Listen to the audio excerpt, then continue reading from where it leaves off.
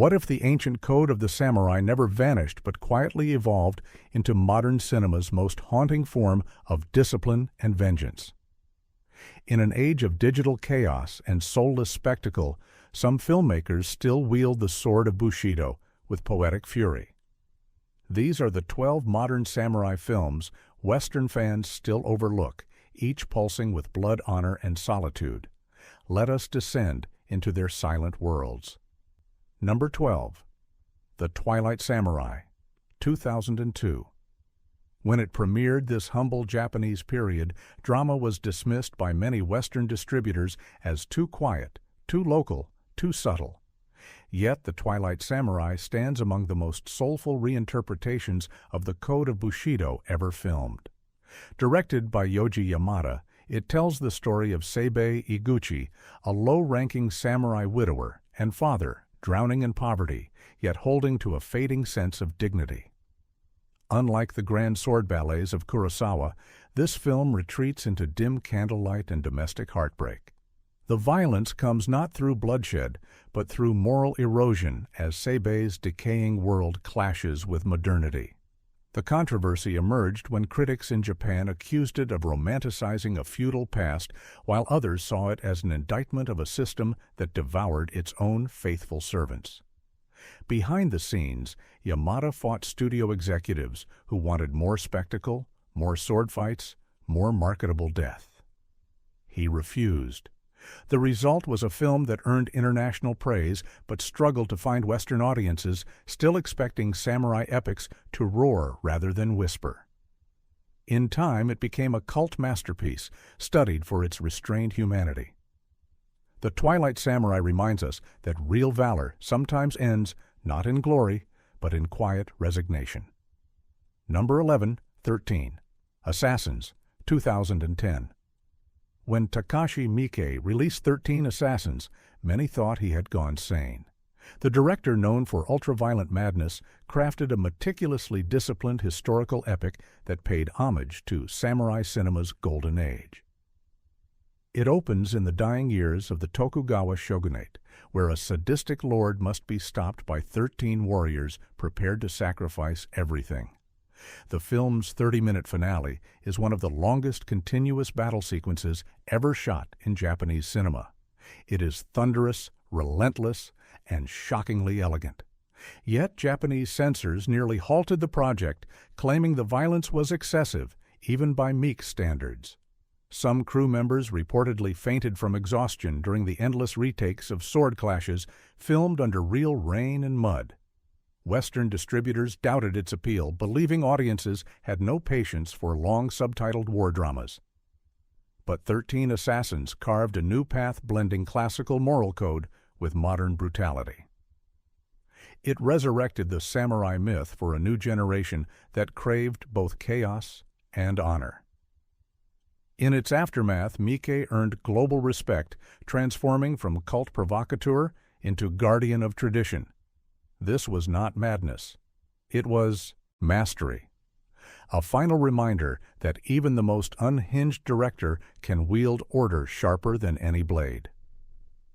Number 10. The Sword of Doom, 1966. Though technically older, The Sword of Doom gained modern cult revival only in the streaming era. Kihachi Okamoto's bleak masterpiece haunted audiences with its nihilistic portrait of a killer samurai consumed by emptiness. Western viewers long avoided it for its cold tone and lack of redemption, but those who ventured in discovered one of the most psychologically disturbing journeys in samurai lore. Tatsuya Nakadai's performance as Ryunosuke Tsukue is pure darkness. He slaughters without remorse, guided by an almost cosmic void. The film was infamous for its unfinished ending. The planned sequel was canceled, leaving Ryunosuke trapped mid-battle, his madness unended. Studio interference and shifting political climates buried it for decades. Japanese moral groups at the time condemned its portrayal of senseless killing, arguing it dishonored samurai ideals. Okamoto responded that it exposed the hypocrisy of those same ideals born from centuries of blood. Behind the scenes, Nakadai reportedly fell into near depression, channeling his own nightmares into the role. Critics decades later hailed the film as prophetic, calling it a mirror to post-war disillusionment. Rediscovered by film scholars and streaming platforms, The Sword of Doom now stands as a bridge between classical and modern samurai art, a blade that cuts through illusion into the heart of human despair. Number 9. When the Last Sword is Drawn, 2003. When the Last Sword is Drawn was first released, it slipped under the radar of Western audiences, too consumed with big studio spectacle to notice its quiet devastation. Directed by Yojiro Takita, this haunting drama follows a low-born samurai Kanichiro Yoshimura who joins the elite Shinsengumi out of desperation to feed his starving family. What begins as loyalty soon becomes a study in betrayal guilt and human endurance. Unlike many samurai films that romanticize the warrior class, this one exposes its brutal hierarchy. Kanichiro is mocked for his humble origins even as he fights with unmatched courage. He is a man torn between the sword's honor and the hunger of his children. Critics at first called it melodramatic, but the emotional power of its storytelling cannot be denied. Every duel feels like a plea for redemption, every silence like a confession. Behind the camera, Takita faced opposition from studio executives who feared a historical tragedy would not appeal to younger audiences. He resisted demands to simplify the structure or add spectacle, choosing instead to focus on memory and regret. The film's structure alternates between past and present, showing an old comrade uncovering the truth of Kanichiro's sacrifice. When the Last Sword is Drawn went on to win the Japanese Academy Award for Best Picture, yet it took nearly a decade for it to gain cult recognition overseas. For Western audiences conditioned to see samurai tales as pure valor, it became a revelation that honor is not always noble and survival sometimes means breaking every rule. The film lingers long after it ends, whispering that heroism often hides beneath humiliation. Number 8. The Hidden Blade, 2004. Following the success of the Twilight Samurai director Yoji Yamada crafted The Hidden Blade, another understated masterwork of quiet rebellion.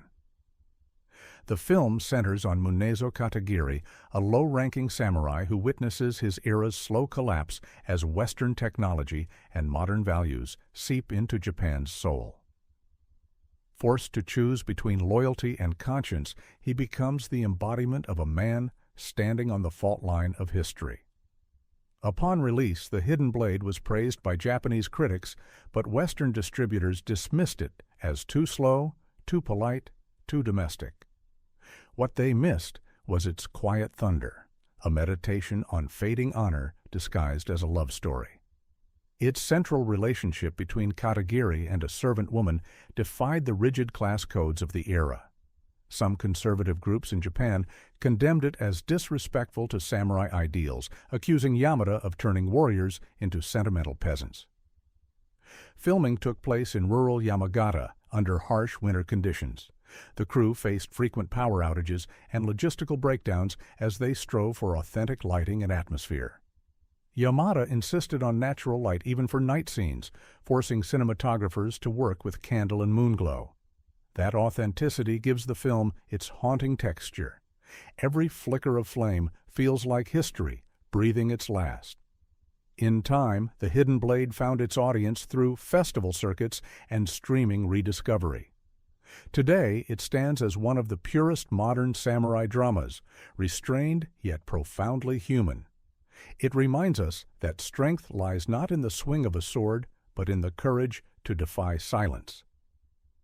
The film's final image, a man walking away from tradition into uncertainty, feels eerily modern, a reflection of all who outlive their time.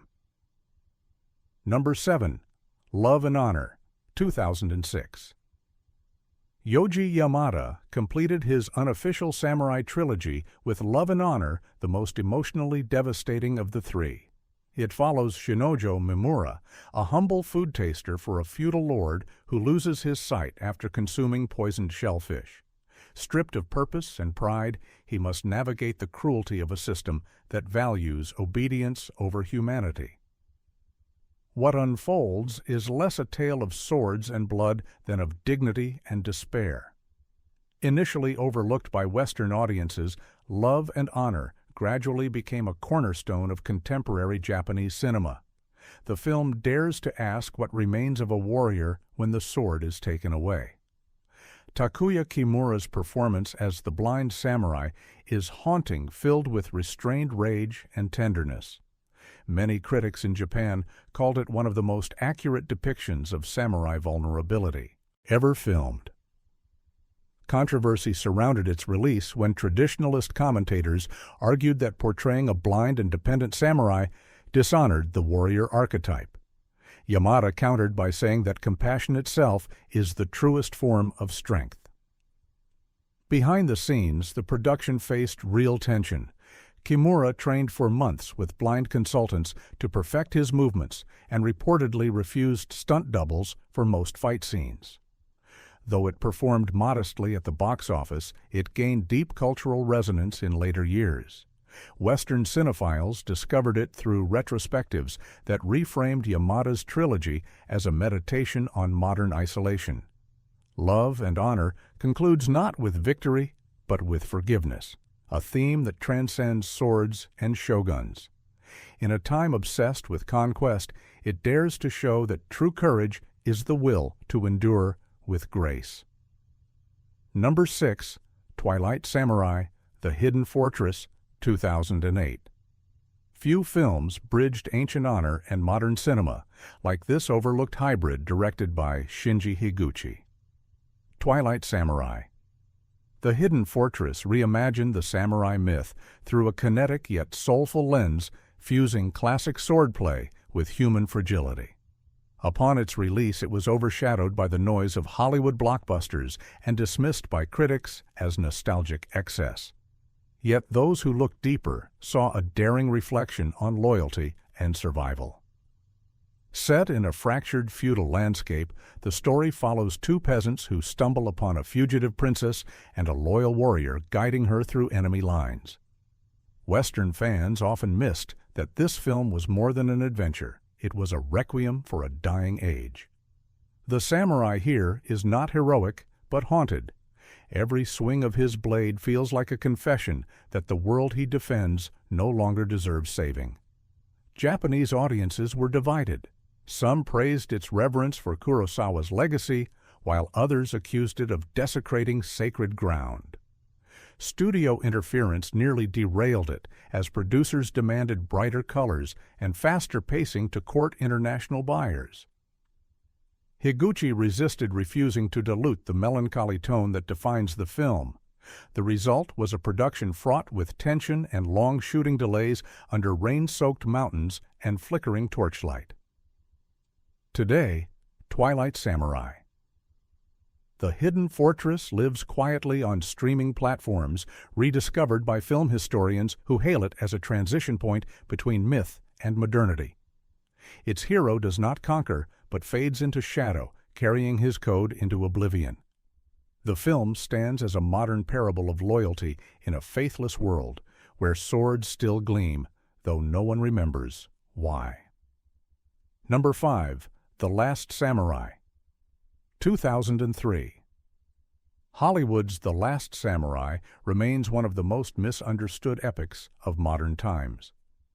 Dismissed by some as another American fantasy of Eastern honor, it is in truth a sincere if imperfect bridge between two worlds. Directed by Edward Zwick, it follows Nathan Algren, an American soldier haunted by war who finds unexpected redemption among Japan's last samurai rebels, led by the noble Katsumoto. At its release, critics polarized. Some hailed it as grandly old-fashioned, while others attacked its supposed romanticism of rebellion. Yet the film's emotional honesty lies not in politics, but in its depiction of spiritual transformation. It is less about one man saving another culture and more about one man rediscovering his soul through its discipline. Behind the scenes, production was nearly derailed by chaos. Filming in New Zealand under unpredictable weather delayed the climactic battles for weeks. Tom Cruise performed many of his own stunts and reportedly trained 10 hours a day with kendo masters. The armor weighed over 60 pounds, and several extras fainted under the heat. Studio executives panicked over the film's somber tone, fearing audiences would reject a story drenched in honor and tragedy rather than triumph. But when it finally premiered, The Last Samurai struck a deep chord. In Japan, it was received with surprising warmth, and in the West, it reignited curiosity about Bushido ethics and Stoic philosophy. Decades later, it continues to divide critics but inspire dreamers. The Last Samurai is not history, it is memory, a cinematic dirge for an age when courage still meant something and sacrifice was sacred. Number 4. Rurouni Kenshin, 2012. When Rurouni Kenshin debuted, it redefined what a samurai film could be in the 21st century. Based on the legendary manga, it fused historical authenticity with modern velocity. Western viewers who dismissed it as mere comic adaptation missed its core, a story of guilt redemption and the fading embers of an age of swords. The film follows Kenshin Himura, a former assassin who vows never to kill again, yet finds himself drawn back into violence as Japan's new era devours the old. What separates Rurouni Kenshin from most modern action films is its sincerity. The sword fights are breathtaking, but never gratuitous, each duel charged with moral weight. During production, director Keiichi Otomo faced overwhelming pressure from studio executives who demanded a lighter tone. He refused. The fight choreography alone took months of rehearsal, and the crew often shot 12-hour days under relentless summer heat. Actor Takeru Sato performed nearly all of his own stunts, sustaining minor injuries while perfecting the film's balletic realism. Japanese critics were astonished at its fidelity to the manga's spirit, while Western reviewers called it one of the best live-action adaptations ever made. Its sequels deepened the mythology, and its streaming rediscovery, years later, introduced an entirely new audience to the emotional depth of Japanese cinema. Rurouni Kenshin is not about revenge. It is about redemption through restraint. It proves that even in a digital era, the sword still holds the power to carve truth from illusion. In a world obsessed with spectacle, Kenshin's silent vow feels revolutionary, that strength means sparing rather than spilling blood. Number 3. Blade of the Immortal, 2017. When Takashi Miike announced he would direct Blade of the Immortal, the world expected madness and mayhem. What emerged instead was a meditation on death, vengeance, and immortality, masquerading as a blood-drenched action film. Adapted from Hiroaki Samura's beloved manga, it tells the story of Manji, a cursed swordsman who cannot die until he has killed 1,000 evil men. That premise alone promised spectacle, yet Mika turned it into poetry. The film's opening sequence sets the tone, a black-and-white slaughter of corruption before bursting into color like a wound reopening. Western critics were stunned by the film's blend of brutality and grace, calling it Shakespearean in its despair. Yet controversy followed almost instantly. Japanese censors debated over the level of violence shown on screen, some deeming it excessive, while others hailed it as art. Behind the camera, Meek pushed his cast to the brink. Actor Takuya Kimura trained in real swordsmanship, performing most of the film's impossible fight choreography himself. Several crew members described the grueling night shoots as both exhilarating and terrifying. The final battle involved over 300 stunt performers fighting in tight choreography under pouring rain.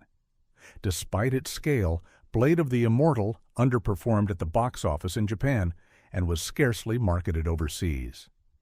But time changed everything. Its availability on streaming platforms turned it into a cult legend celebrated for its operatic tone and emotional weight. Miike once said that he considered it his 100th film and his most personal, a story not about killing, but about carrying the burden of living too long. Blade of the Immortal is not just samurai cinema reborn. It is the funeral song of violence itself, a masterpiece of redemption drowning in crimson light. Number 2. Zatoichi, 2003. Few characters in Japanese cinema are as iconic as Zatoichi the Blind Swordsman, yet when Takeshi Kitano decided to resurrect him in 2003, the world doubted he could bring anything new to a story told dozens of times before. They were wrong. Kitano's Zatoichi is both reinvention and resurrection, a film of rhythm humor and silent fury. This version of Zatoichi moves like a ghost through a corrupt village, posing as a humble masseur while dismantling a gang war with surgical precision. Kitano stripped the legend of melodrama, instead giving it a minimalist heartbeat.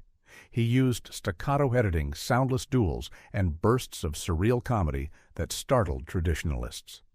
Some critics in Japan accused him of turning an honorable legend into a circus act. But others saw genius, a director who understood that the samurai myth had to evolve or vanish. Production itself was riddled with challenges.